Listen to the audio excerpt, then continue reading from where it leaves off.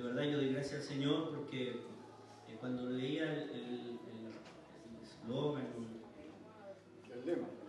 el lema de este seminario, es fácil como leerlo, pero practicarlo, hacerlo, es a veces un poco complejo, porque nosotros somos gente, y los hombres sobre todo, no somos como las mujeres. Miren, en la gran mayoría del ministerio de Jesús siempre las mujeres estaban ganándole a los hombres.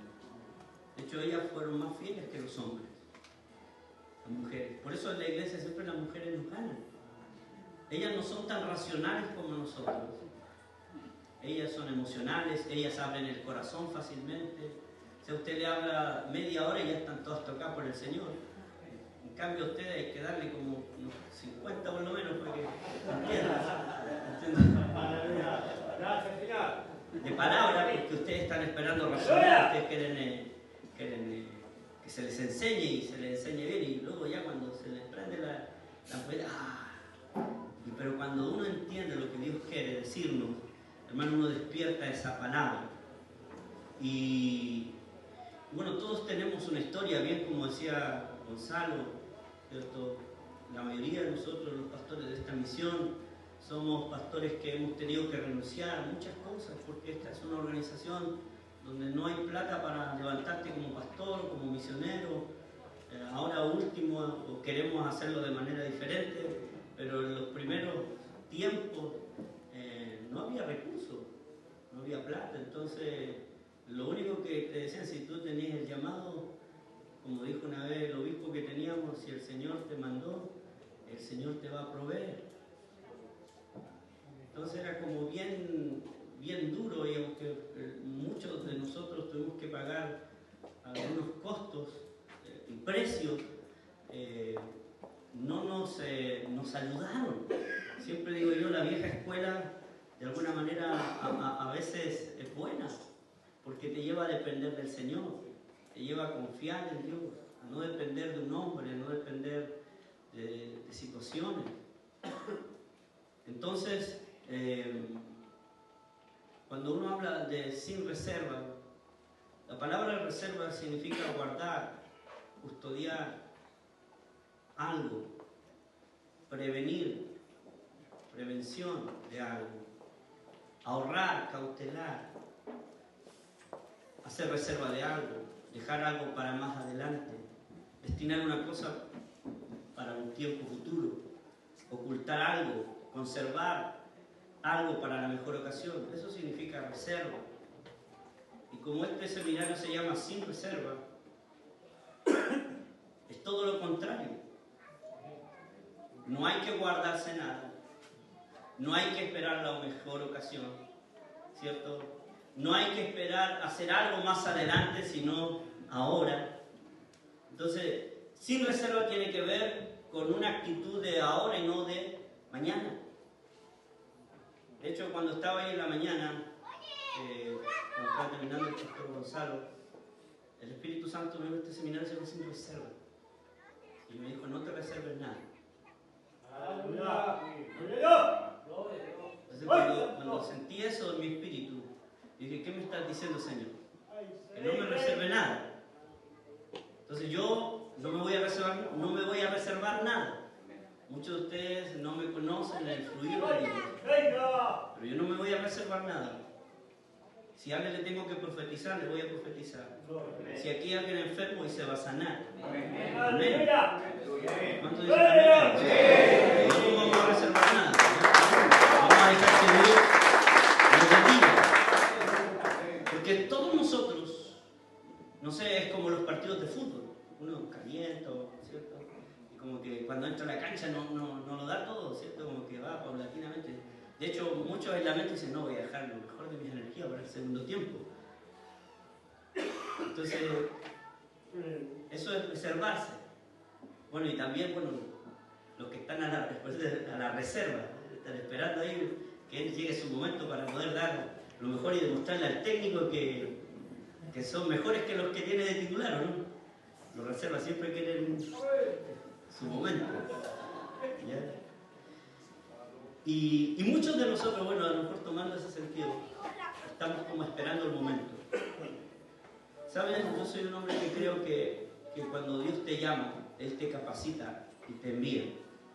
Es verdad que todo tiene su tiempo, todo tiene su momento, pero a veces nosotros retrasamos los tiempos de Dios. A veces nosotros somos culpables de que Dios, ¿cierto?, no actúe o no nos use de una manera mayor porque nosotros nos reservamos. Y bueno, para los que no conocen un poco mi historia, se la voy a contar. Yo nací en la iglesia pentecostal de Peñalolén del pastor Juan Carlos, ahí, en la calle Morompeño.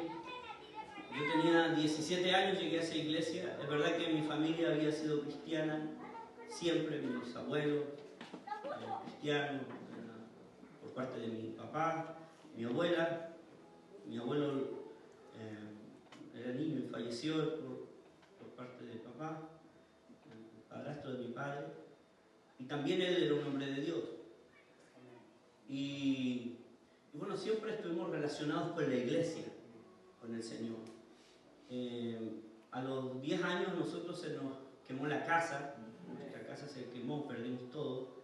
Mi papá justo había comprado un terreno ahí en la calle Riquelme, Coronel. Y la municipalidad nos dio una casa de estas de media agua de ese entonces. Llegamos a esa población, a la población, ¿cierto? Y allí recuerdo que la primera iglesia que visité cuando era un niño fue la iglesia de la corporación de Riquelme. ¿Cómo se llama? Corporación Pentecostal. Y ahí conocí yo al pastor Gonzalo. Yo era un niño. El pastor de esa iglesia era el papá de Jimmy, que está aquí. Falleció en ese tiempo yo que estuve ahí, y después asumió otro pastor. Y estuve como 3 años en esa iglesia. En esa iglesia conocí al Señor, pero en esa iglesia fue la primera vez que Dios me habló. Yo tenía 11 años y Dios, por un misionero, me dice: yo veo a ese niño que tiene un sello en su frente. Habíamos varios niños, ustedes acostumbraban a ganar los niñitos en la primera fila, y Dios me habló por ese misionero. Era loco, lo único que me acuerdo es que era loco, hablaba en lengua, gritaba. Yo le tenía hasta miedo, ni que los niños le tenemos miedo cuando alguien en la iglesia se pone a hablar en lengua, a gritar mucho. Y bueno, y allí fue como la primera vez que yo me acuerdo que Dios me habló, que me tenía como marcado para algo, sellado para algo, destinado para algo. Y bueno, después dejé de ir a la iglesia, y a los 17 años llegué ahí a la calle Orpello por mi hermano Albert, que el pastor Juan Sánchez, que estaba pastoreando en ese entonces, agarraba a los niñitos y los metía a la fila y los llevaba a la iglesia. Y allí yo llegué a buscar a mi hermano menor, Albert, a ese lugar, y allí el pastor nos hizo pasar y nos quedamos en la iglesia y nunca más nos hemos salido. Y bueno, y allí Dios nos empezó a hablar, nos empezó a decir que Él tenía propósitos con nosotros.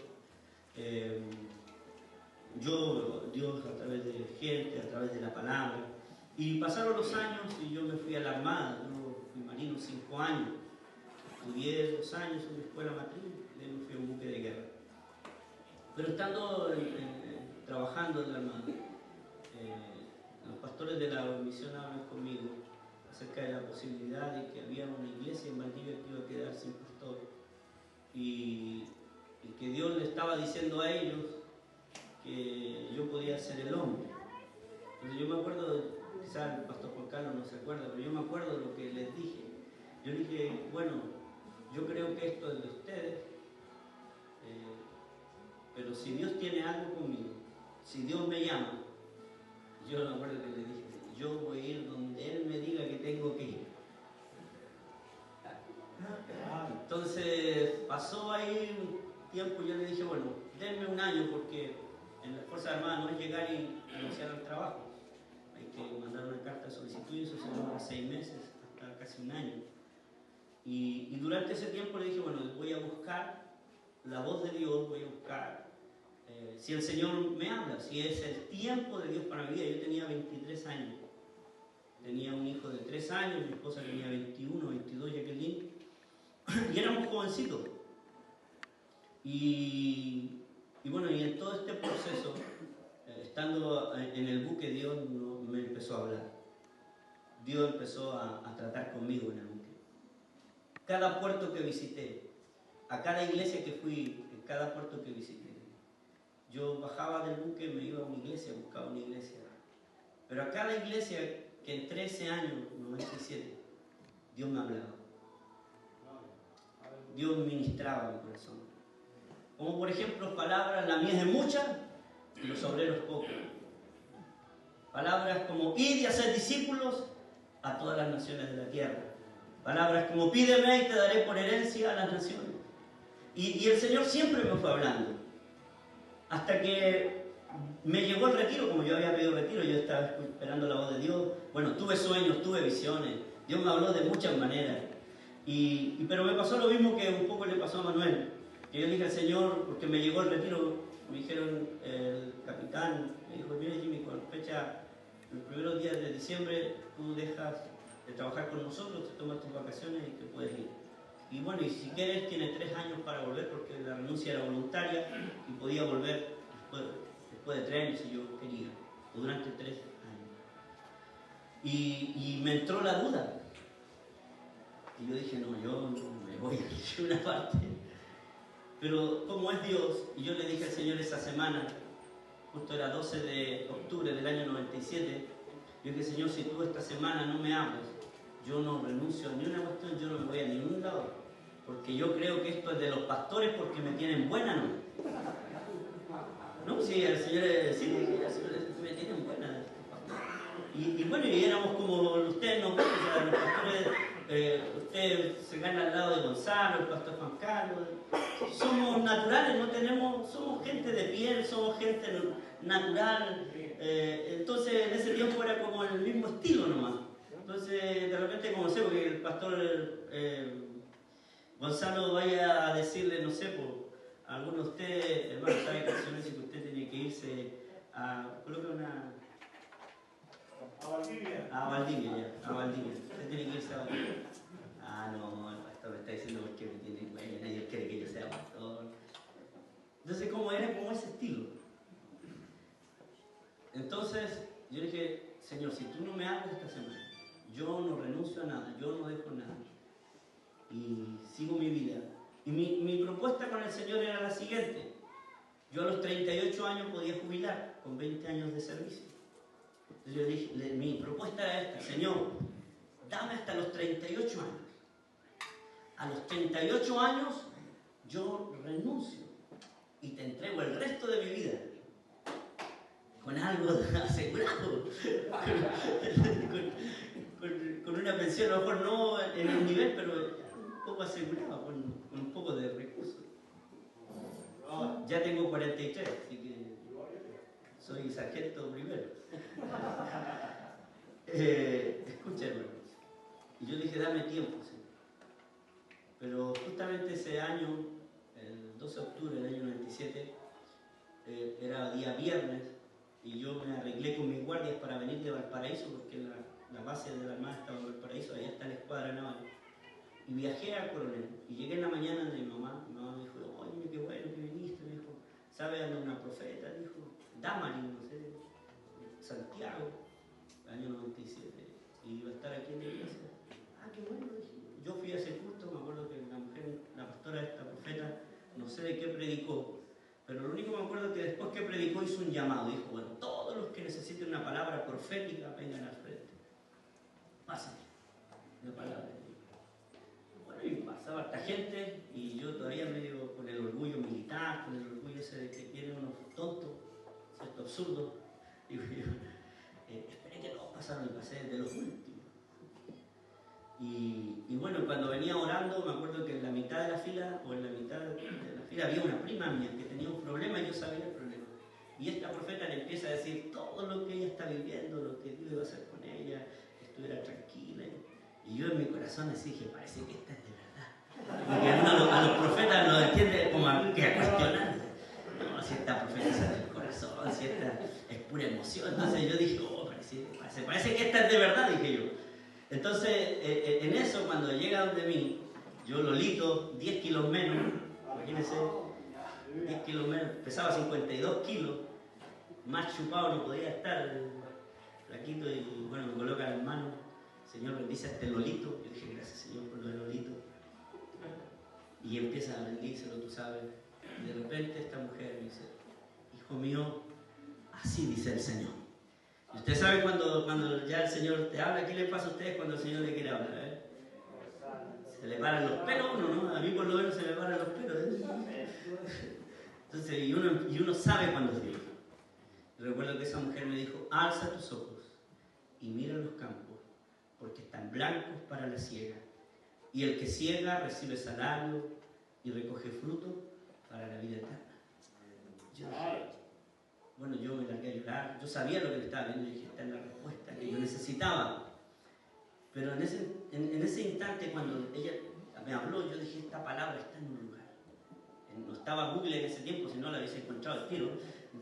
Pero me fui a la casa y busqué, a leer la Biblia, hasta que encontré la palabra. En Juan capítulo 4, verso 35. Cuando los discípulos están diciendo, Señor, aún faltan 4 meses para la siega. Aún no es el tiempo de cegar. Yo le estaba diciendo al Señor, todavía no es mi tiempo. Todavía falta para que yo pueda ser lanzado, yo pueda ser usado por ti. Entonces Dios me estaba diciendo todo lo contrario. Alza tus ojos y mira los campos, porque ya están blancos para la siega. O sea, en otras palabras, el Señor me está diciendo, es tu tiempo, es tu momento, todo está preparado, solo tienes que ir. Y desde ese día, decidí renunciar y decidí servirle al Señor. Dejar todo, dejar trabajo, como dice Gonzalo, como teníamos que ir a Valdivia. Terminé de trabajar en la Armada hasta diciembre, enero, febrero. Y en marzo, el 13 de marzo del 98, me fui a la iglesia de Valdivia. Y ahí empezó el Señor a trabajar conmigo. Por eso cuando uno habla sin reserva, es no reservarse nada, no dejar nada, darlo todo. Y bueno, recuerdo que desde ese entonces no he dejado de darle al Señor, o le he dado todo lo que he podido. He entregado lo máximo de mí. Y aunque a veces siento que ni siquiera doy todo lo que tengo que dar por el Señor, o todas las fuerzas que pueda tener para el Señor. Uno de los grandes conflictos últimamente ha sido conmigo eso. ¿Estás dándole todo al Señor? ¿Le estás entregando todo lo que tienes? Entonces Dios empieza siempre a confrontarnos. Y sin duda este seminario tiene como objetivo, yo creo, el que podamos vernos como estamos nosotros frente a la realidad de lo que Dios quiere, o frente a lo que Dios quiere de tu vida. ¿Cómo está tu vida frente a Dios? Ya han pasado de esos 19 años, este es mi año 19 de pastor.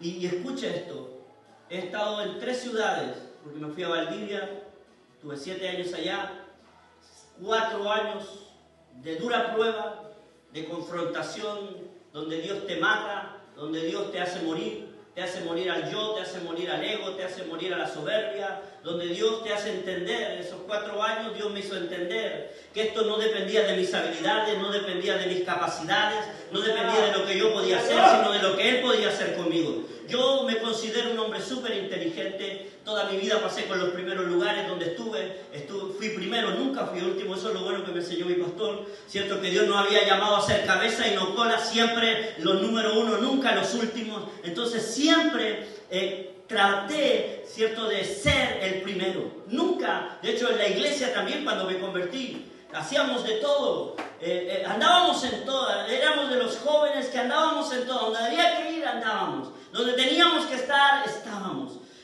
Salíamos a predicar, a veces sin la autorización de nadie, y nos íbamos a los cerros. Y a veces a lugares, recuerdo que a Chivilingo, hicimos puerta a puerta en Chivilingo, en Laraquete. A veces hacíamos viajes a esos lugares sin que nos dijera mucho el pastor. Teníamos una pasión, una entrega, el primer amor, cierto que muchos de nosotros lo hemos, de alguna manera se ha perdido en nosotros. Estábamos en eso, recuerdo que hicimos muchas cosas lindas para el Señor. Y Dios, de alguna manera, cuando nos llama, la cosa es diferente. A veces pasa que tú miras al pastor y dices, si yo fuera el pastor lo haría de esta manera. ¿Sabe? Pero es muy diferente estar en los zapatos del pastor. Amén. La pregunta, ¿por qué ustedes no son pastores?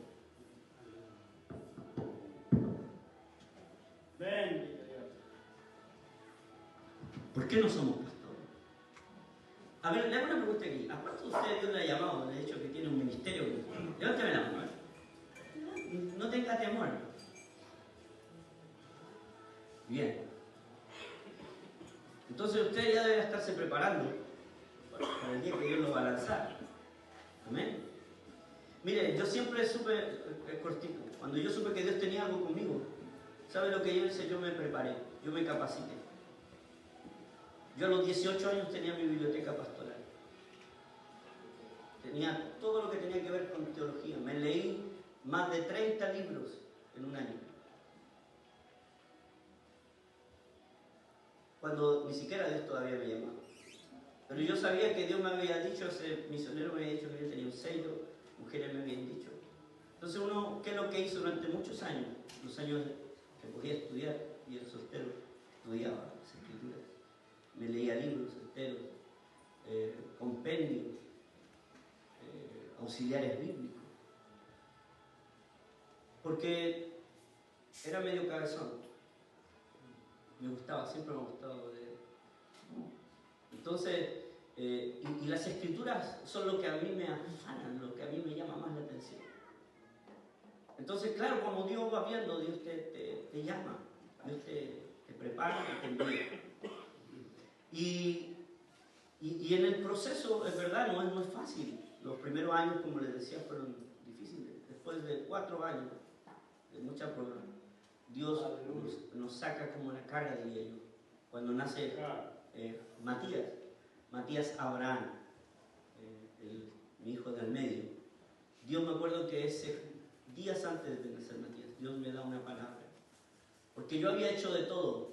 ¿Cuántos de ustedes alguna vez en su vida han estado deprimidos? Yo he estado deprimido. ¿Cuántos de ustedes alguna vez en su vida han estado frustrados? Yo me sentí frustrado. Porque yo hacía de todo y nada me resultaba. Todo lo que un pastor puede hacer, yo lo hacía. Todo lo que se nos enseñó en la escuela de la iglesia, lo hice. Pero no nos resultaba nada. Pero un día viene una palabra. Por eso para mí es importante decirle a la gente muchas veces, una palabra te cambia el destino de tu vida. Una palabra de Dios te hace mirar de manera diferente la vida y te despierta para algo mayor. Entonces recuerdo que Dios me da Isaías 54, regocíjate, oh estéril, levanta canción, porque más son los hijos de la desamparada que la que da luz, ensancha el sitio de tu tienda, refuerza tus estacas, porque te extenderás a la derecha y a la izquierda, y tu descendencia heredará las naciones de la tierra. Y empieza Dios a hablarle a Israel. Esa fue la primera palabra profética, o una palabra rema que recibí en mi espíritu. Yo la entendí. Yo me sentía estéril, me sentía infructífero. Yo enseño a los que hacen, bueno, somos una iglesia celular, yo le enseño a la gente de mi iglesia que hace células, que tiene que aprender a ser fiel en lo poco, porque cuando tú eres fiel en lo poco, Dios te da lo mucho. O sea, Dios a nadie lo va a llevar a lo máximo si no es capaz de ser fiel en lo poco. Y te lo digo en todas las áreas de tu vida, en tus finanzas, en tus dones, en tus habilidades, en todo lo que puedas tener. Si tú eres fiel a Dios en lo poco, Dios te va a dar mucho más de lo que tú le puedas dar a Él. Entonces, recuerdo que siempre entendí eso. Fui pastor por años, de 5, 6. Recuerdo que en los inviernos no llegaba nadie. Yo le predicaba a la hermana Aurora, a mi esposa, y al Iván, que hoy día tiene 21 años. Mi hijo, que tenía 3 años.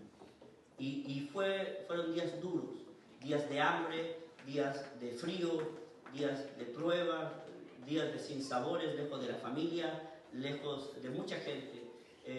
Sentí el desamparo de mis pastores, sentí el desamparo de mis familiares, me sentí muchas veces solo, pero yo sabía, bueno, yo hasta ese entonces no sabía que era Dios trabajando en mi vida. Hoy día puedo decirlo con autoridad, hoy día yo entiendo porque ya se me cayó la venda, En ese tiempo, cuando tú estás en la prueba, no entiendes nada, no sabes nada, no sabes. De hecho, recuerdo que hice una carta de renuncia a los 2 años de pastor y se la iba a dejar al pastor Juan a Coquimbo, porque yo dije, el Señor se equivocó conmigo. Y cuando me subo arriba al bus para ir a Coquimbo, recuerdo que Dios me habla.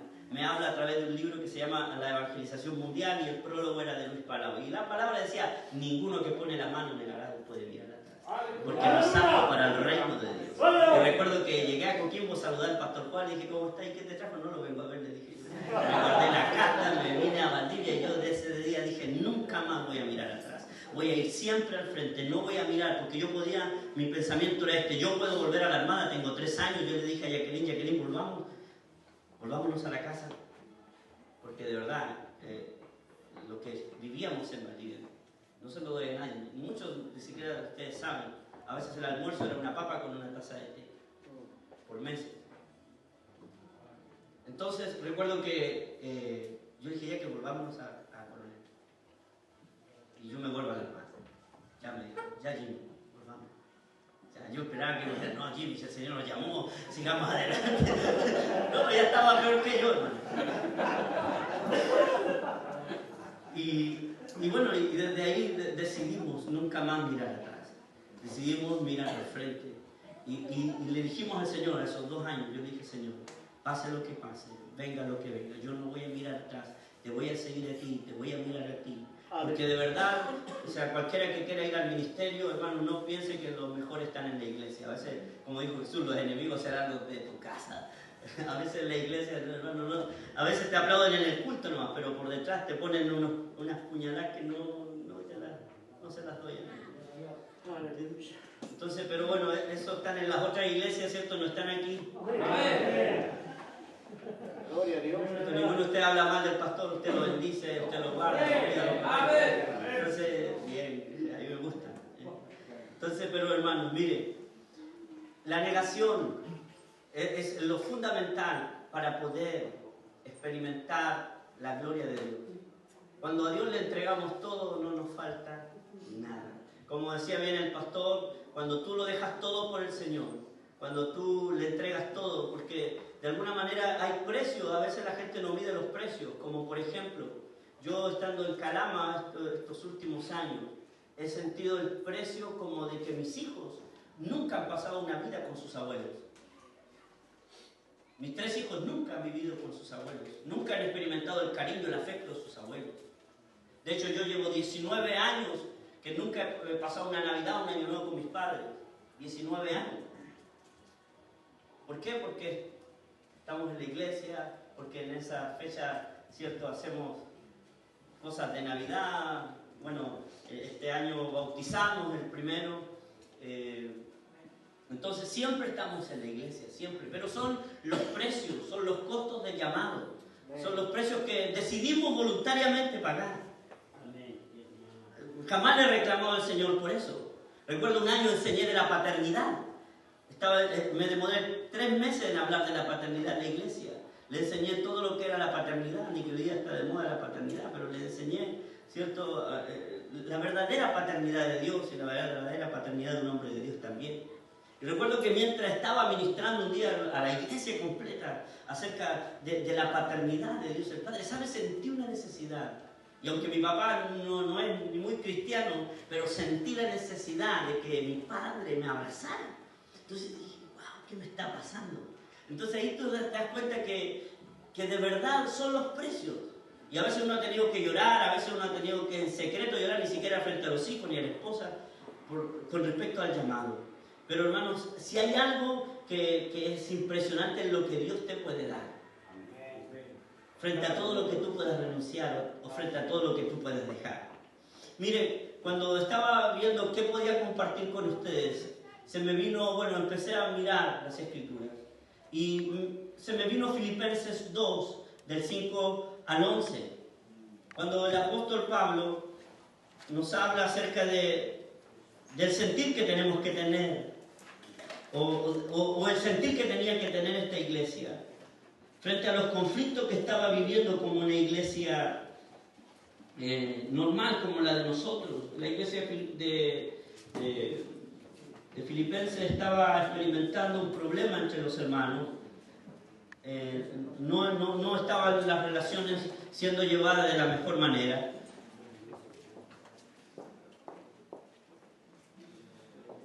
Y el apóstol lanza una de las palabras más célebres que podemos encontrar en el Nuevo Testamento frente a lo que es Cristo, frente a lo que Él hizo por amor a nosotros. Por eso dice: haya pues en vosotros este sentir que hubo en Cristo Jesús, el cual, siendo en forma de Dios, no estimó ser igual a Dios como cosa que aferrarse, sino que se despojó a sí mismo, tomando forma de siervo, y hecho semejante a los hombres, y estando en la condición de hombre, se humilló a sí mismo, haciéndose obediente. Diga conmigo: obediente. Obediente. Hasta la muerte, y muerte de cruz. Por lo cual Dios también lo exaltó hacia lo sumo, y le dio un nombre que es por sobre todo nombre, para que en el nombre de Jesús se doble toda rodilla de los que están en los cielos y en la tierra y debajo de la tierra, y toda lengua confiese que Jesucristo es el Señor, para gloria de Dios el Padre.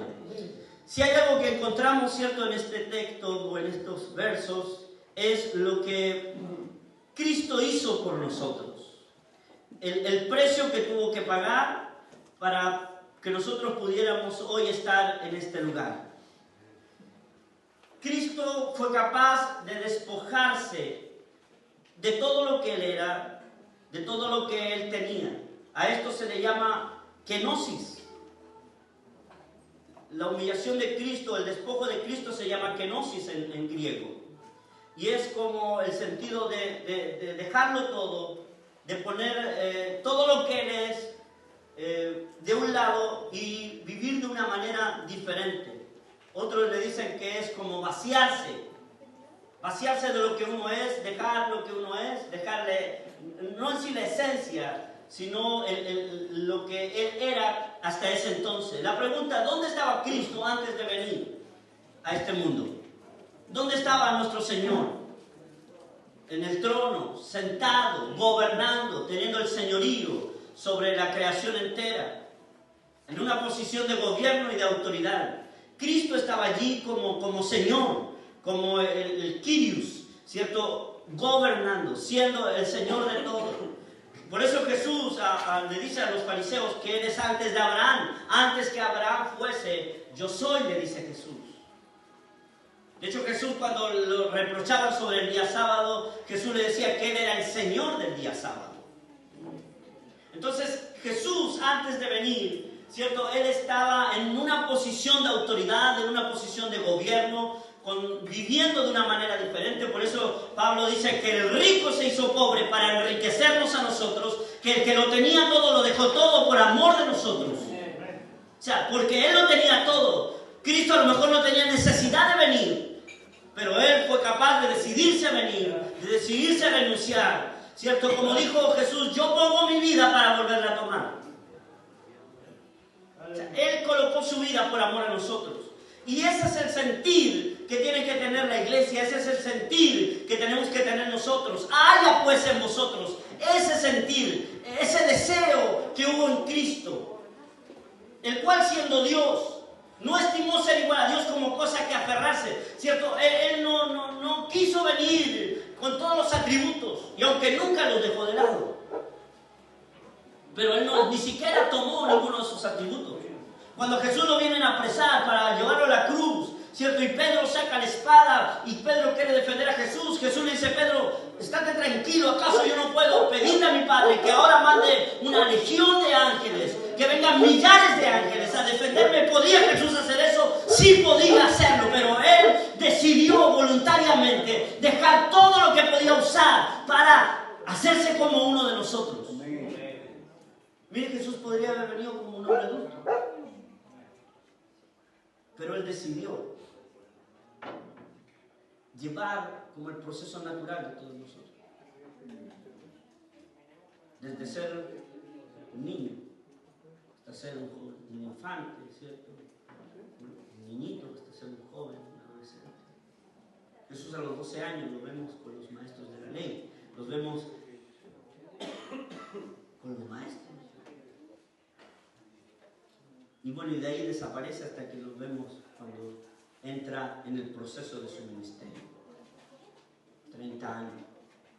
Entonces, y es ahí donde se empieza a generar lo que nosotros conocemos como el ministerio de nuestro Señor Jesucristo.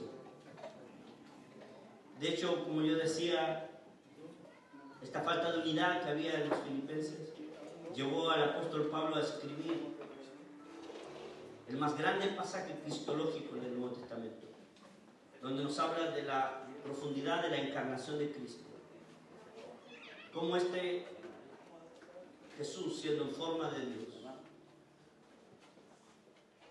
es capaz de despojarse, es capaz de venir, de renunciar a todo lo que Él tenía, por amor a nosotros. Se hizo un hombre igual que tú y yo.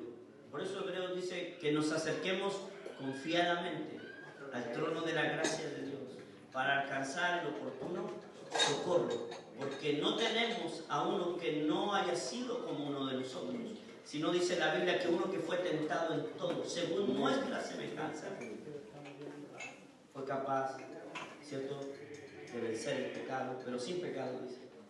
Por eso uno tiene que entender que Jesús, todo lo que tú viviste, todas tus debilidades, todas tus tentaciones, Jesús fue sometido a todo lo que hemos vivido como hijos de Dios. ¿Cuántos dicen amén a eso? Amén. Amén. Jesús vivió lo mismo que tú y yo vivimos. Por eso Jesús también nos dice, en el mundo tendréis aflicción, pero confiad, porque yo he vencido. Entonces, si Él venció, Él nos asegurará victoria. Amén. Entonces, nosotros tenemos que entender que ese sentir tenemos que tener, despojarnos, renunciar a todo lo que tienes, a todo lo que eres, a toda tu esencia. Muchos de nosotros, como dije recién, tenemos que renunciar a cosas que no nos sirven en la vida cristiana. Por eso, como dice el apóstol Pablo, todo lo que era lo he estimado como basura, por amor del conocimiento de Dios. En Filipenses 3.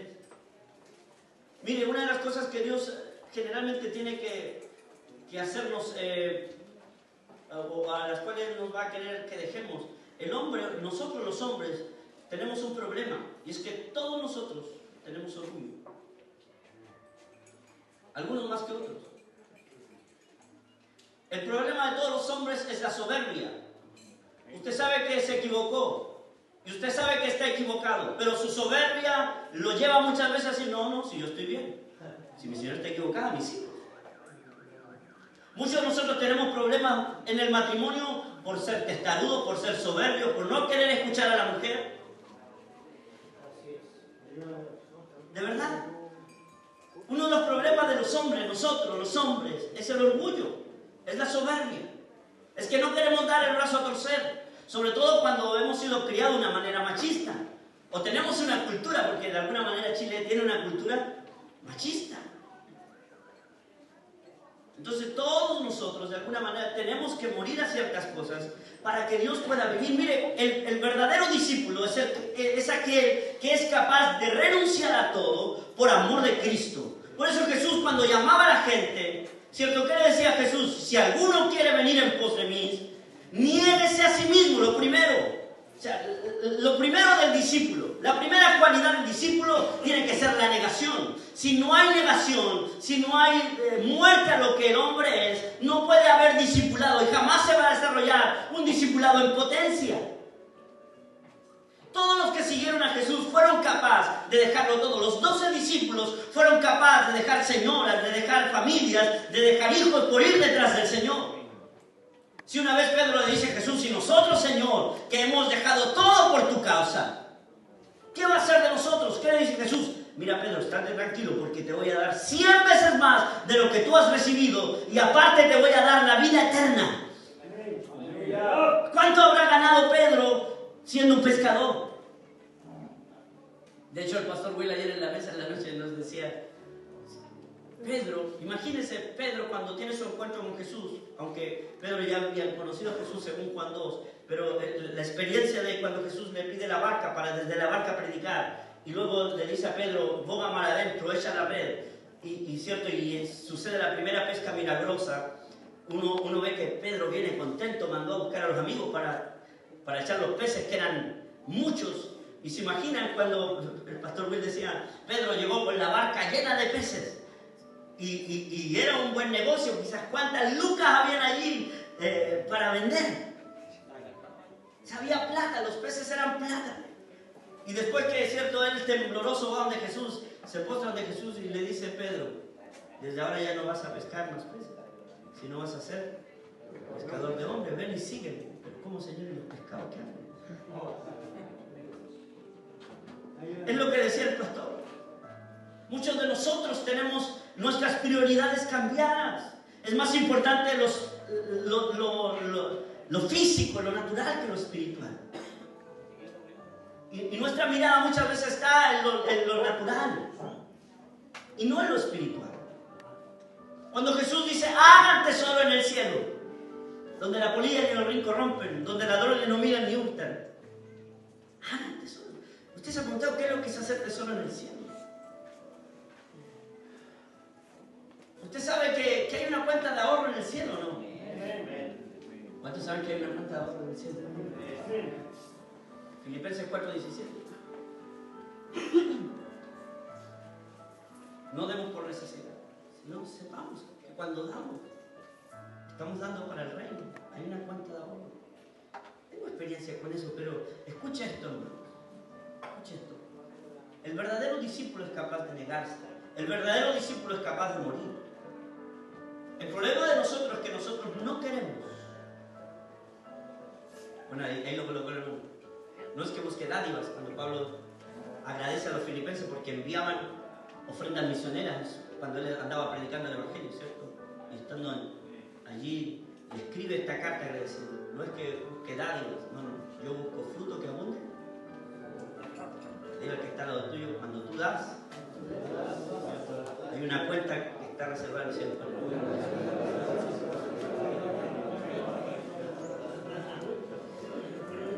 Bien. Escucha esto. El verdadero discipulado te hace renunciar, te hace negarte. Es verdad que uno, frente a lo de Dios, uno tiene que saber que Dios no espera otra cosa sino lo mejor.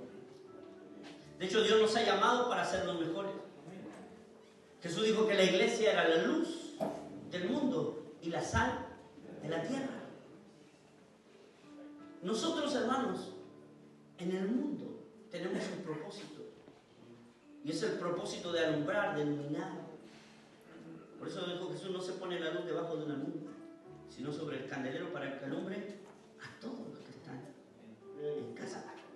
Por eso la iglesia tiene el propósito de alumbrar una ciudad, tiene el propósito de alumbrar una nación. O sea, nosotros estamos llamados a salar esta tierra, a llenarla del conocimiento, a llenarla de la gloria de Dios, a hacer que la gente conozca a Dios a través de nosotros. Nosotros todos somos instrumentos de Dios.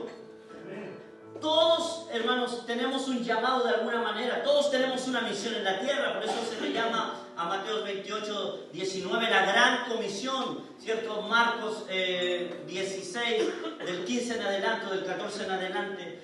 Todos tenemos un llamado. Todos hemos sido llamados. Tenemos una responsabilidad como iglesia de anunciar, de declarar, de ir y predicar este evangelio a todo el mundo. Dios, hermanos, quiere que la iglesia se levante hoy más que nunca, cuando estamos viendo todo lo que está sucediendo a nivel de las leyes del gobierno. Y es verdad que hay organismos cristianos que se están levantando para levantar una voz en contra de todo lo que se nos viene, de todas estas leyes que quiere aprobar el gobierno y de otras que vendrán seguramente. Pero hermanos, nunca nos olvidemos, yo estos días escuchaba a un viejito sabio, nunca nos olvidemos que, hermanos, esos tiempos van a venir. Van a venir los tiempos de Noé, van a venir los tiempos de Sodoma y Gomorra, van a venir, hermanos, se nos van a venir.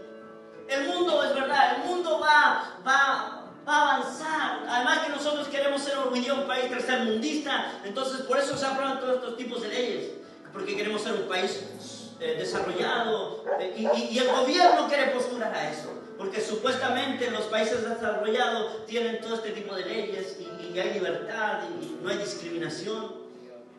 Pero el punto es, ¿qué hace la iglesia frente a todo esto? Salimos a protestar, salimos, hermanos, a abanderarnos.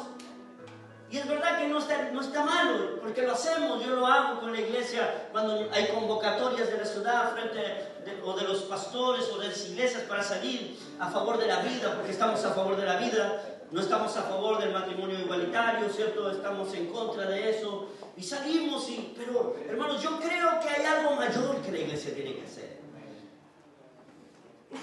A mí me encanta la iglesia, esa iglesia que sale a manifestar lo que es Dios. Es verdad que Él, siendo Dios, no escatimó ser igual a Dios, ¿cierto? Jesús no vino con los atributos de omnipotencia, de omnisciencia, y aunque en algún momento sí el Señor Jesús se pudo ir, Jesús en un momento fue al monte de la transfiguración, y su cuerpo natural se transformó en un cuerpo glorificado. ¿Y quién apareció en el monte de la transfiguración? Elías y Moisés. Y Jesús hablaba con Elías, Jesús hablaba con Moisés. Yo me imagino que Elías vino del cielo y Moisés, oh, Jesús, ¿cómo está tanto tiempo? No te veo, ¿cómo has estado? ¿Qué ha sido de tu vida? No, aquí estoy entregándola por amor a la humanidad. ¿Se imagina usted a Jesús en esa conversación y Pedro, Juan y Santiago mirando? O sea, por eso Jesús, Él era antes de todo. Pero Él ni siquiera en su vida, en el ministerio, tomó toda su esencia o todo lo que Él era. Él era 100% Dios, pero también era 100%. Por eso era conocido como el Hijo del Hombre. Por eso dijo: el Hijo del Hombre no vino para ser servido, sino para servir, dar su vida en rescate de muchos. Por ahí lo tiene, ¿cierto? Entonces, escuche esto. Jesús, siendo Dios, Él no estimó ser igual a Dios como cosa que aferrarse, sino que se despojó. Y como dijo el pastor Gonzalo en la mañana, se hizo un siervo. Y eso es lo que todo hombre de Dios debe de ser. Lo que Cristo fue es lo que nosotros tenemos que ser: siervos, servidores. Un siervo no está, como me dijo un hermano recién, pastor Echemagüita, me dijo esta pregunta: ¿de quién es el mayor? El que sirve. Así que dice ahorita. Porque el Señor no vino para ser servido. Y menos nosotros estamos para ser servidos. Pero muchos de nosotros en la casa no somos capaces de lavar un plato, no somos capaces de hacer una cama, no somos capaces de pasar una aspiradora, no somos capaces de lavar la ropa, y nos llamamos siervos de Dios. ¿Le dolió? Háblame, Señor. Eso me nació ahora, no lo traía preparado. Pero muchos de nosotros, Jesús dijo: ¿quién es el mayor? Bueno, el que se sienta a la mesa o el que sirve. Jesús lo dijo bien el pastor. Jesús nos enseñó a nosotros el más grande ejemplo de humillación, porque siendo Dios, vino a lavarle las patas sucias a los discípulos. Él no tuvo problema. Llegaron a sentarse a la mesa y todos los cochinos con las patas cochinas. Y no se habían lavado las patas. ¿Y sabe por qué Jesús se dio cuenta? Porque las mesas no eran como las mesas de ahora. Ellos se recostaban.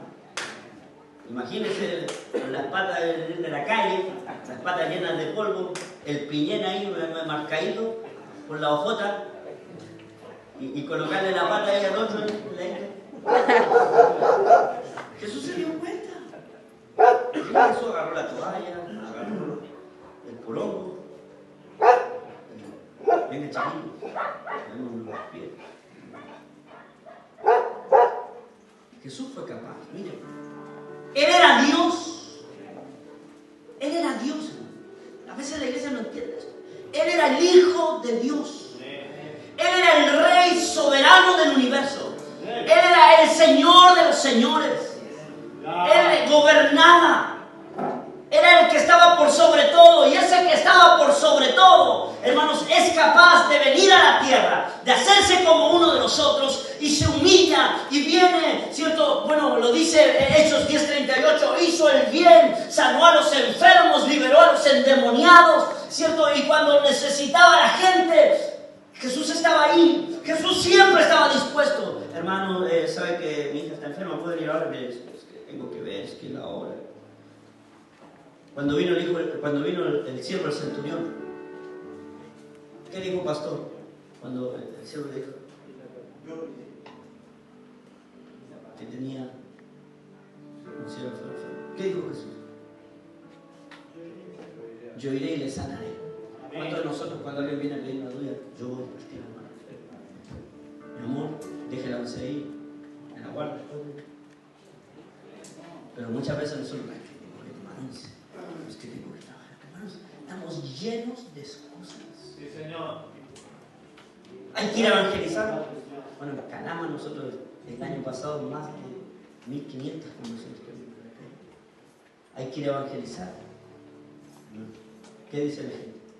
El tiempo, la comida, el trabajo. Bueno, en Calama, dicho solo. Usted viera, hermano, cómo quedamos después de predicar. Rojos como tomate. Roberto es el líder de evangelismo. Roberto es el líder del grupo de artes. Y lidera ahí, es el capitán. Y este es blanquito, mire. Llegó blanco, ahora está a rojo para arrancar. Pero hermanos, 3-4 horas andamos los bolsos. No tenemos tiempo. Hay una necesidad en el mundo. Por eso la iglesia tiene que despertar. Nosotros los hombres tenemos que salir, tenemos que tener el sentir, como dice el apóstol, que hubo en Cristo Jesús. Siendo Dios, se despojó. No le importó quién era su condición. Yo recién decía, el milagro de Jairo. ¿Usted sabe por qué Jairo recibió un milagro? Tengo una prédica que habla de 3 cosas que hay que derribar para alcanzar un milagro. Basado en Jairo, la posición principal de la Señor. Fariseo, judío, religiosidad. El tercero, dejar el miedo, hacer el ridículo. Muchas veces uno tiene miedo a hacer el ridículo. A Jesús, hermano, ¿usted cree que Jesús tuvo miedo a hacer el ridículo? Que a Jesús lo cuestionara. Muchos dicen, no, es que era muy santo. Bueno, ¿qué diría usted si yo fuera para afuera a agarrar un poco de barro, le tirara unos cubes? Qué picante. Pero pareciera que él no era muy cuidadoso en ciertas cosas. Entonces nosotros a veces hemos caído como iglesia en un estado de religiosidad, bueno, de conformismo. ¿Cuántos de ustedes quieren ver milagros? ¿Cuántos de ustedes quieren conquistar, avanzar, ir al frente, tomar nuevas ciudades, tomar nuevos pueblos? Mira, a mí en 2002, cuando Dios me dio esa palabra, tu descendencia heredará las naciones de la tierra. O sea, yo sé que mis hijos naturales, yo sé que mis hijos espirituales vamos a conquistar el mundo entero.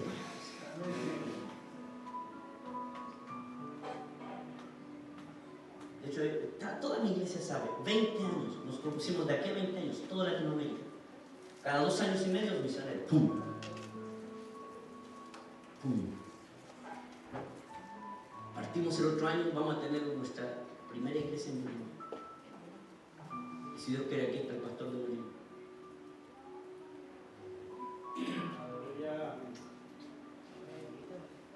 ¿Es el pastor? Colgate de pie. Dios, amén. Ha pastoreado 2 iglesias, ¿no? Pero ha venido a Chile para restaurarse, ha venido a Chile para sanarse. Lleva 1 año y medio conmigo, hemos estado ahí. Hermano, lleva 1 año y medio. ¿Cuántas veces has predicado en mi iglesia? Ninguna, no. Y es pastor.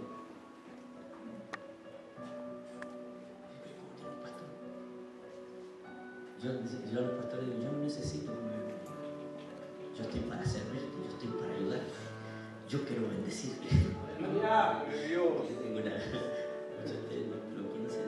Bueno, además que nuestra iglesia el domingo es el único día que se da. Entonces es el día de ministrar, es el día de la gloria de Dios. Y ya le tocará a él. Pero estamos aquí. A Roberto en julio lo ungimos como pastor. Nuestro primer pastor en la iglesia de Cana. Porque como yo voy a salir harto, necesito que se quede uno. Y él lleva 6 años conmigo, casi desde que fundamos la iglesia. En julio lo ungí con la ayuda del Señor, el pastor Gonzalo.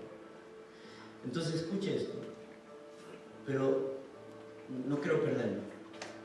Siendo Dios, bien, el Rey del cielo, el Rey del universo, el creador de todas las cosas, como dice la palabra, ante el cual todo el mundo entero en el cielo le pleitesía. ¿Usted cree? ¿Qué pasa con Jesús cuando él estaba en el cielo? ¿Se imagina a Jesús caminando en el cielo? Antes de venir, ¿qué hacían los ángeles? ¿Qué hacían las estrellas? ¿Qué hacían los serafines, los querubines? Se postraban ante el Rey, hacían reverencia. ¿Cómo uno le hace al Rey? ¿Usted ha visto las películas? Sí. Al Rey se le respeta, pero él reverencia. Pero él, siendo el Rey del universo, toma la toalla, ya estaban, le sacan la hojota, o ya por se le sacaba porque la dejaban a la entrada de la puerta. ¿Sí? Y Jesús empieza a lavarle los pies de hombre cochino a los discípulos. Por eso Pedro dijo: no, a mí, Señor, no me lava los pies. A otro, pero a mí no, yo no. Eso Pedro entendía un poco. ¿Para qué se humilla, mi Señor? ¿Y qué dice Jesús? Si yo no te lavo los pies, no tendrás parte conmigo, mi Rey. Y ese, como era exagerado, pero no, Señor, entonces lávame el cuerpo entero. No, si necesito lavarte los pies porque eso necesito purificar. Por eso las tinajas que estaban a la entrada de las casas se llamaban las tinajas de la purificación. Y esas tinajas fueron las que Jesús convirtió en vino. Porque en cada casa judía había tinajas con agua para lavarle los pies a los que venían entrando a la casa. Lo leyó el pastor. ¿Qué le dijo Jesús a Simón? Entré a tu casa, me senté y no fuiste capaz de lavarme los pies. El orgullo de Simón el fariseo. Pero esta mujer, con sus lágrimas, con el perfume, le lavó los pies. Entonces, escucha esto, hermano. ¿Qué sentir tiene que tener la iglesia? ¿Qué sentir tienes que tener tuyo? El sentir que hubo en Cristo. ¿Y cuál era el sentir que tenía Cristo?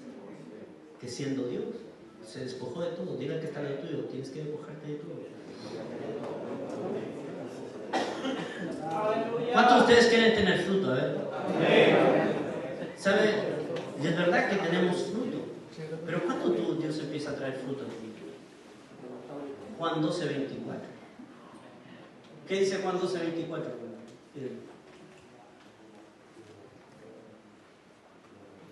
El grano de trigo tiene que ir. Es cierto, os digo que el grano de trigo no cae en la tierra.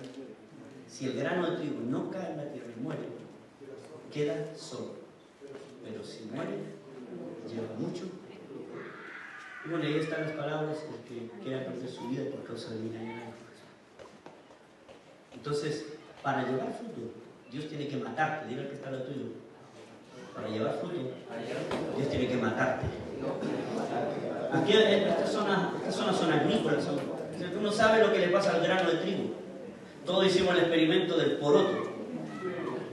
El poroto, ¿cuándo nace la florcita? Cuando muere el poroto. Cuando pierde su esencia. Por eso, para que la esencia de Dios venga, tienes que morir al yo, tienes que morir a lo que eres, a tu forma de vivir que tenías antigua. Y luego Dios te va a usar, te va a llevar para que lleves fruto, y ese fruto sobre abunde. Pero ¿cuántos de nosotros estamos dispuestos a morir? ¿Cuántos de nosotros estamos dispuestos a renunciar? ¿Cuántos de nosotros queremos dejar de lado nuestras prioridades por las de Dios. Por eso nosotros, sin muerte no hay vida, sin muerte no hay fruto. Sin muerte, hermanos, no vamos a llegar a ningún lado. Por eso Pablo dice, hay el sentir. Por eso Cristo se entregó a nosotros sin reserva. Él no se dejó nada, Él no trajo nada. Él se despojó de todo, lo dio todo, dio lo mejor que podía. O sea, hasta el punto que dio su propia vida. Por eso, siervo hecho semejante a los hombres. Se hizo siervos semejante a nosotros. Dice, y estando en la condición de hombre, fue obediente. Por eso yo dije obediencia. Diga conmigo obediencia. Diga que está al lado tuyo, obediencia. ¿Cierto? Jesús Adrián Romero dice, mi obediencia es mi mejor adoración. Diga conmigo obediencia. Jesús dijo en Juan 14:15, si me amáis, guardadme. Si ustedes quieren que yo les bendiga, lo leyó el pastor Gonzalo en la mañana, en Deuteronomio 28, acontecerá que si oyeres, guardares, pero había algo importante, y pusieres por obra. No es solo escuchar, no es solo oír, sino hay que practicar, hay que vivir lo que Dios está diciendo. Hay que hacer vida a la palabra. Por eso el Evangelio es práctico, el Evangelio no es difícil. Jesús dijo, mi yugo es fácil y ligera mi carga. Cuando la gente, no, es que el Evangelio es difícil. No, el Evangelio no es difícil. El difícil eres tú. Nosotros somos los complicados, porque el Señor nos dio todo para que nosotros pudiéramos vivir como hijos de Él, para que pudiéramos disfrutar, ¿cierto?, de todo lo que Él tenía. De hecho, una de las palabras que he estado dando en la iglesia este último mes ha sido todo lo que Jesucristo quiere de nosotros, o todo lo que Él quiere darnos a nosotros. De hecho, el diablo vino a matar, a robar y a destruir, pero Jesús dijo, yo he venido para que ustedes tengan vida y vida en abundancia. Pablo dijo, ustedes están sentados juntamente con Cristo en lugares celestiales, posición de gobierno, de autoridad.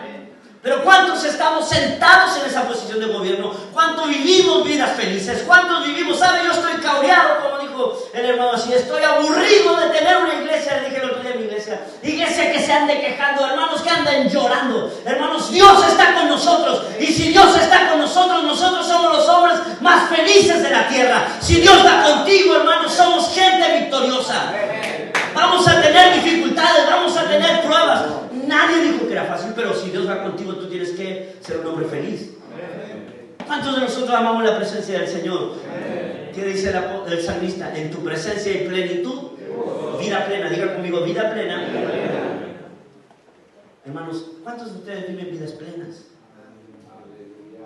A lo mejor no será que usted tiene problema con su esposa o con sus hijos por su mal carácter y todavía no muere, no se despoja, ¿sí? ¿Cuántas veces, porque lo voy a ver de la perspectiva mía, no de la perspectiva de otro, su señora está ahí pasando el aspirador y usted con el control y lo partido? O la guagua llorando y usted ahí viéndola.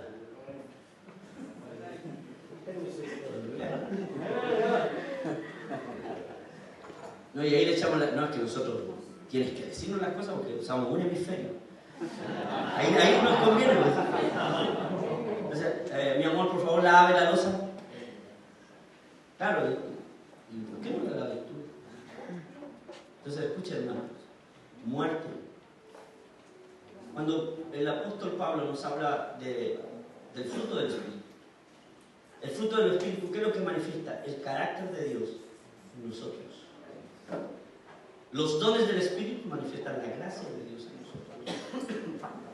El problema es que nosotros somos buenos para el carisma, somos buenos para el don, nos gusta hablar en lengua, nos gusta profetizar. Pero ¿qué es de la vida?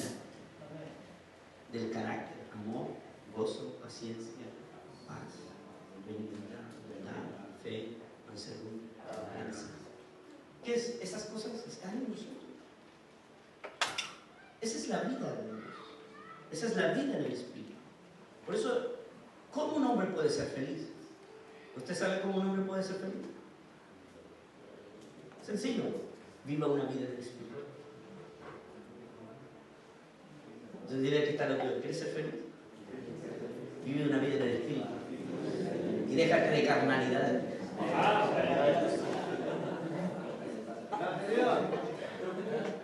Déjate de carnalidades. Pero usted no me va a creer a mí. Pero yo nunca en mi vida he peleado con mi Señor en los años de matrimonio. Nunca. Diferencias sí, pero nunca hemos peleado. De hecho, practicamos no se ponga el sol sobre nuestra luz. Y en eso tengo autoridad. Para decirle a ustedes que cómo se hace viviendo en el Espíritu. Viviendo una vida espiritual, no una vida natural, carnal, humana. Por eso el despojarse, el morir, cuando Dios te lleva, por eso yo les dije a ustedes, 4 años cuando Dios me mató. Yo era un hombre orgulloso, era un hombre arrogante, era un hombre soberbio. Muchos de ustedes no me conocían, pero yo me creía más capaz que todo el mundo. De hecho, cuando me fui al ministerio dije, pero usted es papa, dije, ahora voy a ser de oro como Maradona. Hermano, ¿sabe? Literalmente Dios me agarró y me metió en un proceso, ¿no? Me quitó todo lo mío. Y ahí entendí lo que hoy día predicamos. No es con fuerza, no es con habilidades humanas, no es con tu capacidad ni tu intelecto, no es con nuestras habilidades, es Dios a través de ti. Por eso, si Dios no está en ti, tú no eres nada. Por eso decía David, mejor es tu presencia que la vida. El lugar de tu habitación he amado, el lugar de tu morada. Porque es en Dios, es en la presencia de Dios donde uno, hermanos, es transformado, es cambiado, es regenerado. Tu vida se transforma tu hombre es otro hombre, tú eres otro hombre, tú eres otra mujer. Dios hace de ti algo diferente. Por eso tienes que morir, tienes que tener el sentir como en Cristo. Por eso cuando Dios ve que tú, hermanos, cuando Dios ves que tú mueres, que tú eres capaz de renunciar, que tú eres capaz de dejar cosas, que tú por amor a Él te entregas, renuncias y te das, ¿sabe lo que te espera? Te espera que Dios te va a exaltar. Dios te va a llevar a lugares donde no te imaginas. Dios te va a poner en lugares de privilegio. Dios te va a llevar delante de reyes, delante de gobernantes. Hermanos, Dios te va a llevar a ser cabeza, te va a llevar a ser el mejor empleado. El otro día hablé de eso en la iglesia. Dios nos dio una palabra hace como 2 meses atrás y Dios nos dijo, desde este día los bendigo. Desde este día los bendigo. Ageo 2:19. Desde este día, aunque no sea el tiempo de ir a la vida a cosechar, no sea el tiempo de ir a tomar, no, yo te bendigo hoy. Y yo empecé a decir, ¿sabe? Dios nos dijo que nos iba a bendecir, Dios dijo que nos iba a exaltar, Dios, y prepárense. Y sabe, la semana viene la gente y dice, pastor, ¿sabe qué? De 1000 trabajadores salí elegida la mejor. Otro dice, ¿sabe, pastor? ¿Sabe usted? Después que soltó esa palabra en el trabajo me subieron el sueldo. Y otro dijo, me ascendieron. Hermano, si tú crees a lo que Dios puede hacer, si tú eres creyente, tú vas a ver gloria de Dios. Si tú eres obediente, tú vas a ver la manifestación de Dios en tu vida, en tu familia, en tu iglesia, en todo lo que haces, en todo lo que emprendas. Hermanos, todo. Yo soy un loco, hermanos. Ellos ya no saben con qué cuestión le voy a aparecer. Hacemos congresos, hacemos seminarios. ¿Con qué plata? Yo dije, ¿qué dijo que teníamos que tener plata para hacer la obra de Dios? Hermanos, si lo que necesitamos es confiar, tener fe. Ustedes quieren tener algo lindo aquí, no necesitan nada más que fe. Yo lo tengo claro. Buscamos la presencia de Dios. Si Dios está aquí, la gente va a venir, las almas van a ser salvadas, los peces van a venir y va a haber provisión, va a haber todo lo que necesitamos para hacer la obra de Dios. ¿O no, hermanos? Visión. A muchos de nosotros tienen que caerse en las escamas. Tenemos que mirar más allá. ¿Dónde quieres llegar? ¿A dónde quieres ir? ¿Dónde quieren ustedes? Algunos están no, que ya estoy viejito. Yo lo único que quiero hacer es quiero ser abuelo, hermano. Y jugar con mi nieto. Esa es la visión más corta del mundo. 85 años tenía que haber. 85, cumplido. Entrégame ese monte. Dios le había dicho, entrégame. Hoy día, hermano, yo veo a hermanos de 60 que quieren puro estar descansando, que quieren puro jubilarse. De hecho, el otro día fui a un seminario y yo había dicho, Señor, 20 años. Hablé con mi esposa, hablé con mis hijos. Y vamos a hacer 20 años, dije la pastora. 20 años, vamos a trabajar, vamos a visualizar Latinoamérica para Cristo. Y ya la pastora, en eso ya, como el Señor nos dijo, que no miráramos para atrás, ahora miramos para adelante. Entonces, estamos en eso. Y de repente dije, ya, Señor, 20 años, tengo 43, 63. Y el otro día fui a escuchar a un viejito de 75 años. Yo todavía estoy conquistando, yo todavía estoy comprando, yo todavía estoy construyendo iglesia.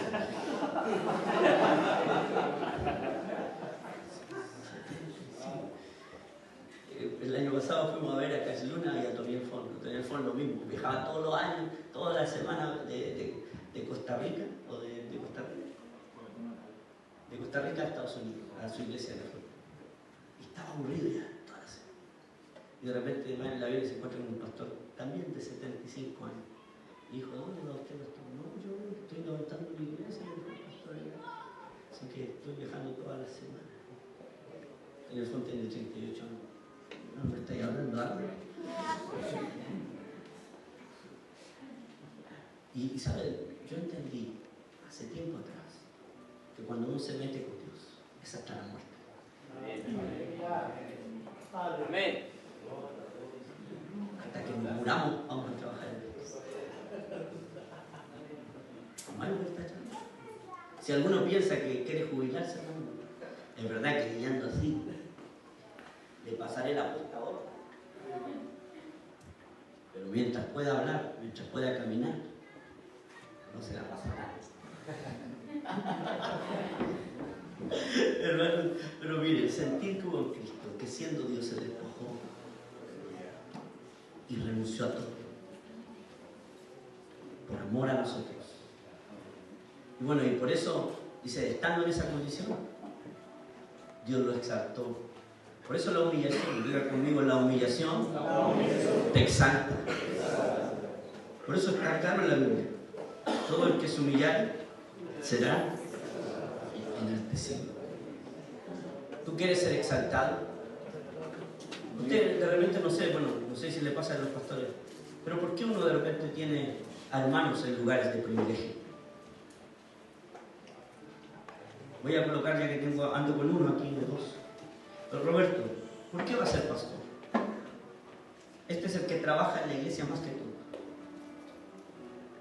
Miren, le voy a contar la historia. Este llegó hace 6 años en la iglesia, 2011, a buscar la práctica profesional. Bueno, hay toda una historia, pero no voy a hablar de su historia laboral, voy a hablar de su historia espiritual. Entonces, cuando llegó a la iglesia lo mandamos a un encuentro, después lo mandamos a estudiar a la escuela de liderazgo. Y estando en la escuela de liderazgo, estábamos con la danza. Le dije, oye Roberto, ¿por qué no te haces cargo de la danza? Ya, me dijo. Roberto tenía 10 kilos menos que ahora. Más o menos, sí. Y empezó a enseñarle a los chicos a danzar. Veía los videos con su esposa, hermanos. Y espérate aquí, Roberto. Ven a hacer unos pasos. Tírate un paso. Tírate un paso. Y con el porte que tiene, y en ese tiempo teníamos puro lolito, el Nicolás era así, el Matías, mi hijo, danzaba, tenía 9 años, era como así, y no sé qué más, era como 3 más. Sí. Y este era el líder de la danza, y se ganaba y todos los cabritos de manera en la iglesia. Y bueno, la señora se le sumó, después se le sumó una Andrea, y empezó a crecer en el ministerio. Entonces después ya le dije, ya Roberto, sabes que está bueno, está diciendo ridículo.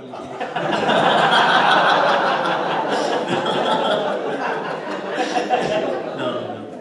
Y sabes que ahora te vas a ir a hacer cargo de los jóvenes y adolescentes. Así que lo saqué y lo coloqué en los jóvenes y en los adolescentes. Luego se nos ocurrió la idea de hacer un ministerio evangelístico. Empezamos. Anda a ver un modelo, lo mandé a Valdivia a ver un modelo de evangelismo. Fue allá de un apóstol amigo nuestro. Llegó, el apóstol está bueno. Contactamos a la gente. Hoy día es el líder de evangelismo. Bueno, es líder de una célula, tiene la célula más grande de la iglesia, con 35 personas en su casa. Él hace una célula y una población con 35 personas, más o menos 30. de baja, la célula 8, dice, ahí te anda con el discípulo de Israel. Entonces, bueno, tenemos células grandes en este momento, varias células. Entonces, pero él ha sido fiel. Donde lo coloco, siempre me dice amén. Nunca ha regañado. Es un siervo. Entonces, cuando tú ves a alguien que es siervo, cuando tú ves a alguien que lo da todo por el Señor, siéntate nomás, porque que vea tu puerta para ver cómo mensaje. Cuando tú ves a alguien fiel, generoso, dadivoso, que da todo por el Señor, mucho más allá de su fuerza. Y bueno, y esa fidelidad, esa negación.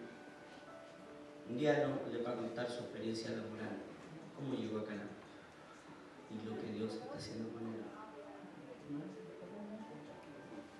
Entonces, escucha esto. La humillación, cuando tú eres siervo de verdad y sirves, Dios solito te va a promocionar, Dios te va a levantar y Dios te va a exaltar y Dios te va a colocar en lugares de privilegio y Dios te va a llevar mucho más allá de tus visiones y de tus sueños. ¿Sabes? Yo me he visto en lugares donde ni siquiera me imagino. Y yo siempre le digo a los pastores, me río, prepárense. De hecho, hace tiempo atrás, cámbienle el nombre a la misión. Porque si queremos ser una iglesia internacional, Peñalolén nos queda corto.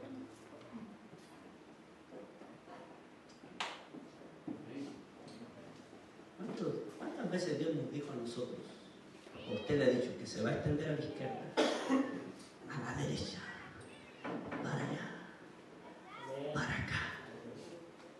Pero Dios lo va a hacer con los que son siervos, con los que obedecen, con los que saben escuchar la voz de Dios y decir amén. ¿Sabe? Cuando estaba en Valdivia, 7 años, espectacular. El año 7º en Valdivia era el mejor año de más cosecha. Y Dios me dice, se acabó tu tiempo. Coquimbo. En Coquimbo llegué también a ayudar al pastor que estaba enfermo. Ustedes mismos me llevaron. Y ahí fui siervo. José, ¿está José? Éramos siervos, ¿no? ¿Qué decíamos? Todo el rato. A la orden. No cuestionamos nada. Por eso yo, mire, siempre digo en mi experiencia, Valdivia fue donde Dios me enseñó a dejar de lado el orgullo, la arrogancia. Y en Coquimbo Dios me enseñó a humillarse. Y desde ahí, hace 8 años, salimos de Calama. Calama no les cuento, en la tierra de la leche, de la miel, en la tierra de la bendición, en la tierra de la fortificación, en la tierra donde Dios me ha dado todo lo que nunca me dio. Además que me bautizar. Pero la fidelidad, el ser siervo, el ser obediente, te van llevando a tu nivel. Y vamos a hacer una iglesia de naciones. Si el Señor no viene antes, usted anótelo ahí. El pastor está diciendo que de aquí a 20 años va a ganar toda Latinoamérica para una iglesia nuestra, no mía, nuestra. ¿O no, pastor? Nuestra. De hecho, ayer llegó Roberto y fuimos a la iglesia de Coronel. Y yo le dije, Roberto, aquí nací yo, en esta iglesia. Oh, yo la quiero pisar, hijo. Qué rico que te diga un discípulo así, pero ¿por qué la quiere pisar? Porque es la tierra de la bendición. Es la casa de la bendición. Somos hijos de esta tierra. Y de ahí nació Gonzalo, de ahí nació el pastor Gabriel, de ahí salió Voltier, de ahí no salió alguno. Sé que Juanito parece que va a salir también de ahí. Entonces, escucha. Nuestra visión tiene que ser grande, nuestra visión. Dios nos quiere, por eso Dios dice que nos lo exaltó y lo llevó hasta lo más alto y le dio un nombre que es por sobre todo el nombre. Ante ese nombre se dobla toda rodilla de los que están en los cielos, en la tierra y debajo de la tierra. Bien. ¿Cuántos de nosotros estamos dispuestos a humillarnos, a ser siervos, a servir a otro por amor de Cristo? ¿Cuántos de nosotros estamos dispuestos a hacer? Yo le digo, mire, yo a mis discípulos digo, nosotros tenemos que ser alfombra para que la gente pase. Tienes que ser un lugar donde la gente venga y quiera estar contigo. Mire, hay gente que realmente no quiere estar contigo porque te ve la cara y ya siempre quiere puro color. De verdad. Hay gente que tú le ves la cara de amargado, de resentido, de lleno de problemas. No puede ser amargado. Pero hay otros que dicen, con este quiero hablar. Con este quiero estar. Este tiene algo que decir. Este me va a bendecir. ¿O no? ¿Le pasa a usted o no? Nosotros somos gente de bendición, somos canales de bendición. De hecho, todos se ríen conmigo porque yo a todos les enseño a servir. Lo coloco, miren, a la gente nueva la coloco a lavar baño. A los discípulos, hay gente, no, yo quiero ser discipulado. Ya, a veces mándalo a hacer el baño. Colocan el guante amarillo, pasan el sopapo, el cloro, ahí los vemos al tiro. Porque Dios está buscando trabajadores, Dios está buscando siervos, no gente que quiera ser servida. Dios está buscando gente dispuesta. Como dijo el profeta, heme aquí, envíame. Yo iré, Señor. Amén. ¿Cuántos podemos decir, heme aquí, yo iré, Señor? Ahora, la vida de Dios es una vida victoriosa, es una vida preciosa. Colóquese.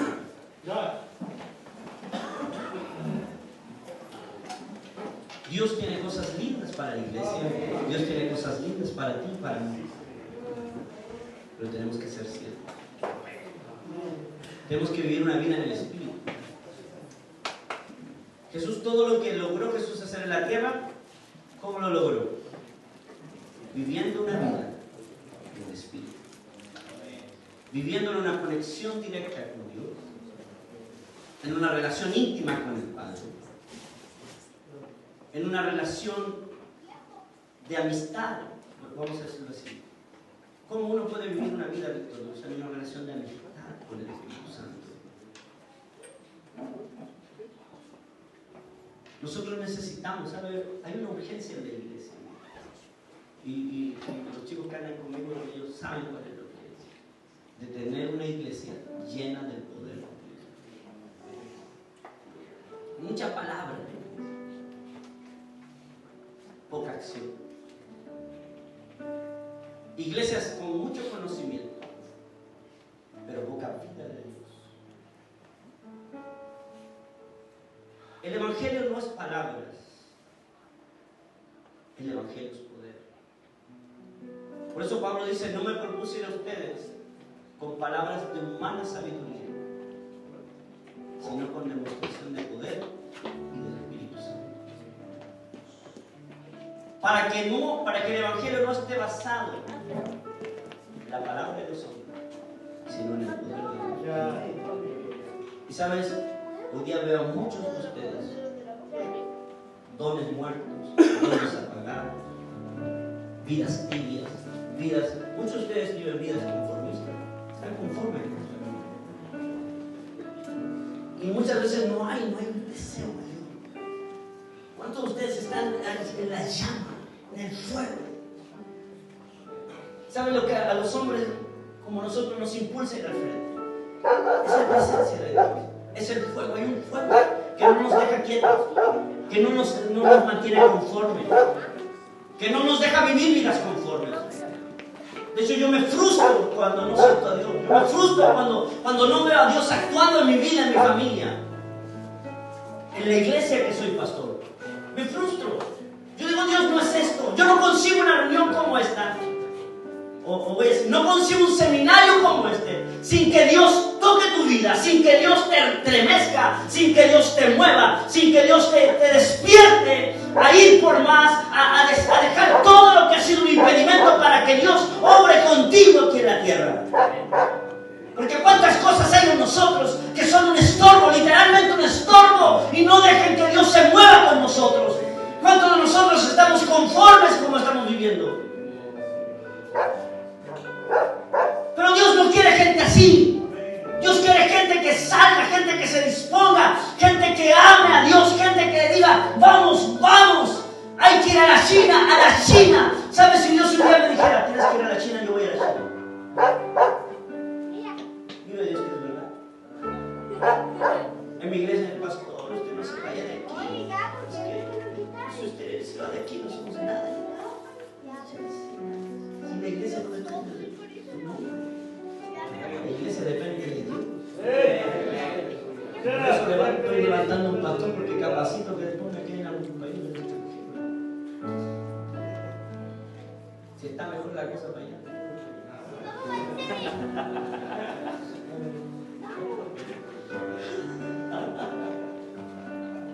Y mira que cuando la ofrenda sale de aquí. Pero es verdad. De hecho, estamos haciendo una plataforma financiera para mandar misioneros. Tenemos la idea, yo ya la tengo. Y vamos a mandar. Y yo le digo a los que van ahí, a Willy, mira Willy, te vamos a mandar a Bolivia, te vas a volver a tu tierra. Y lo único que tienes que hacer es predicar. Predicar. Te vamos a pagar el arriendo, te vamos a dar para comer las cosas de tus hijos. Pero si tú no predicas, te quito todo. Vamos a mandar grupos misioneros, vamos a mandar gente que va a ir a estar semanas con él. Yo me voy a ir un mes con él para levantar una nueva iglesia. Misión. Y sabe, cuando pienso en eso, ¿sabe lo que me pasa? Se me eriza la piel. Porque aunque no lo veo ya por la fe tuya. Vivo con Dios. Y quiero de repente yo digo a los chicos, vibren, despierten. No sé cuál es la visión que tiene tu pastor, pero apégate a tu pastor, métete en la visión que tiene tu pastor. Amén. Absorbe lo que él tiene. Amén. Y llévenlo juntos para alcanzar ese propósito para el cual Dios los tiene a ustedes aquí en Coronel, en este sector, en Imperial. Necesitamos gente que despierte. ¿Cuántos de ustedes, díganme literales, sienten que están más tibios que un pingüino, más helados? No les pasa nada, que no están fluyendo nada. Si yo le dijera, Freddy, ven, ¿qué palabra de día te dio el Señor?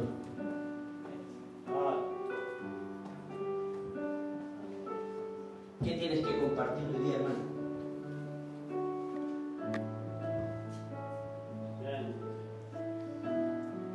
¿Cuál es la palabra rema de este día para tu vida? ¿Qué te dijo el Señor al despertar? ¿Sabe? Y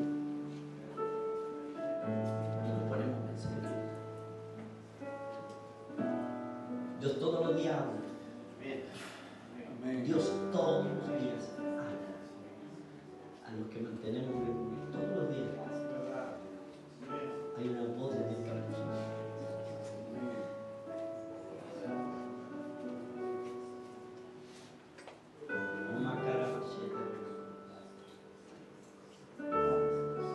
Vidas tibias, vidas conformistas, vidas planas, parejitos. Si usted cree que así vamos a avanzar, vamos a conquistar.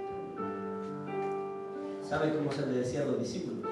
¿Quiénes son estos que están trastornando el mundo? ¿Cuántos de nosotros estamos trastornando nuestras ciudades, nuestras poblaciones? ¿Cuántos de nosotros estamos trastornando nuestro país?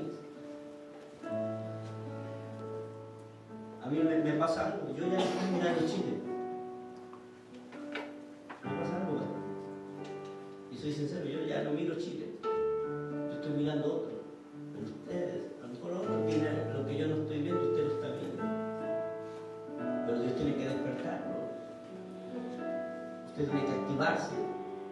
que moverse. ¿Usted cree que los discípulos estaban quietos? No, los discípulos se movían de aquí para allá, de allá para acá. Eran hiperactivos, eran hiperkinéticos. No podían estar tranquilos hoy. Nosotros tenemos que ser gente como ellos. Nuestra herencia es la que ellos nos dejaron. Amén. Amén. Gente poderosa en las manos del Señor. Gente que muere, gente que renuncia. Gente que se despoja de todo por amor de Cristo. Cuando nos entregamos todo, no nos falta nada. Eso lo podemos decir hoy día con nada.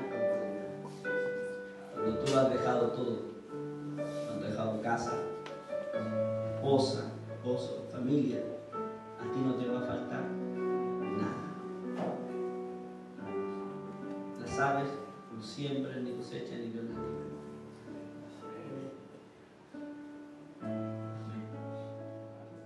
Cierra sus ojos.